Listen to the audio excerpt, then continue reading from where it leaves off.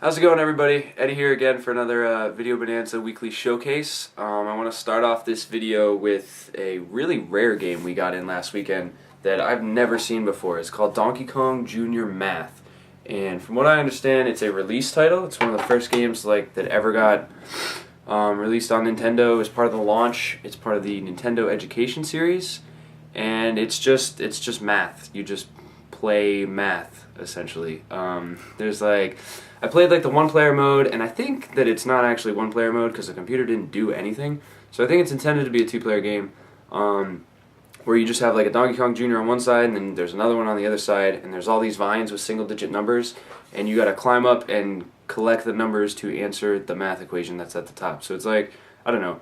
I would have had fun with it if I had somebody to play with. That's right up my alley. All those old math games from school, like Number Munchers and 24 and things like that. I love those. So this was perfect for me. It's rare, it's cool, it's fun if you're into that kind of thing. It's also got a mini game mode where you pick if you want to do addition, subtraction, multiplication, or division, and questions come up, and you score points based on how fast and how many in a row. And yeah, you play math. It's cool. It's got Donkey Kong in it.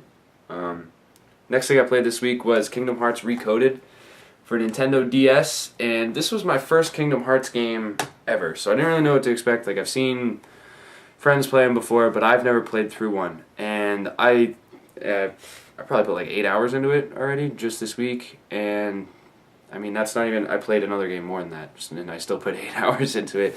Combat system's really cool. It's an action RPG with a beat 'em up combat system. It reminded me a lot of God of War, and how you just spam a button, but combos happen.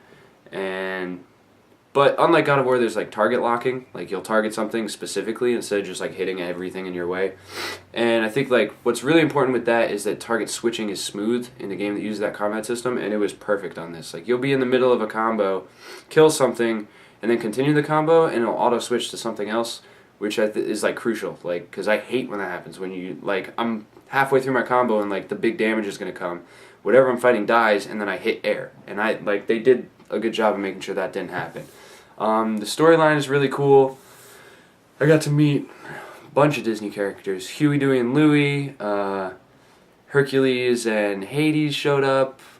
Aladdin, Jafar, Jasmine, Iago.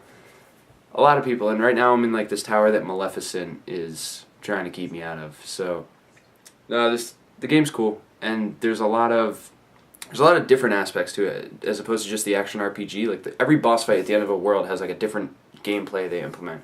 The one boss, it turns into a side-scrolling level, and then there's a boss at the end of the side-scroller. And then the whole Hercules level is all turn-based. Hercules joins your party, then you meet up with Cloud from Final Fantasy, and he joins your party, and that whole thing's turn-based. And then they have a section of the game that's, I guess it's similar to Star Fox 64 in the sense that you're auto-moving forward, and you have to move around stuff and dodge things and shoot things. And I don't know, I think that I don't know if they do that in the other Kingdom Hearts games, but the fact that they implemented so many different styles of game into one game with an awesome story, really badass cinematics, it was good. Hopefully I can finish it tonight because I don't want to leave this unbeaten. But that's it for games this week. We have both those in the store right now. You can come check them out this weekend. As far as a movie goes, I got another recommendation from King Zach, who just recommends me every movie I watch lately. And it's called Paris Je t'aime, or Paris I Love You is the English title. It's just a collection of, I can't remember if it was 12 or 16 short films. They're just 5-10-minute films done by a bunch of cool directors, had a bunch of big names in it, Steve Buscemi was in one, Elijah Wood was in, I think, 2. He had a cameo appearance in one. Maggie Gyllenhaal, Natalie Portman, bunch of names you'd recognize. And then as far as directors go, Wes Craven did one of them that was good. The Coen brothers did another. Just got a lot of good names, a lot of good people. And essentially it's just a bunch of different takes on love stories in Paris. Some of them are sad, some of them are there was one that had a vampire involved. There was one, there's some cheesy ones too, but it was good. I thought it was really cool. That's in the store too. That's on top of the games. We have that in the store that you can check out. Really good film. As far as an honorable mention goes this week, I have one game that I played more than I did anything else this week, and that's Shadow of the Colossus for PS2. And I've seen this game played through a couple times before by a friend of mine who loves it, but I've never actually gotten a chance to play through it myself. And thank God I did, because this game, I don't know, it was one of those games where I almost teared up at the end and was really sad it was done. But it's an action-adventure game. Essentially, it's just exploration and boss fights. That's the entire game. There's 16 colossi around the world that you're in, and you have to run around and find them and defeat them in order to use their essence to save your girl who's dead.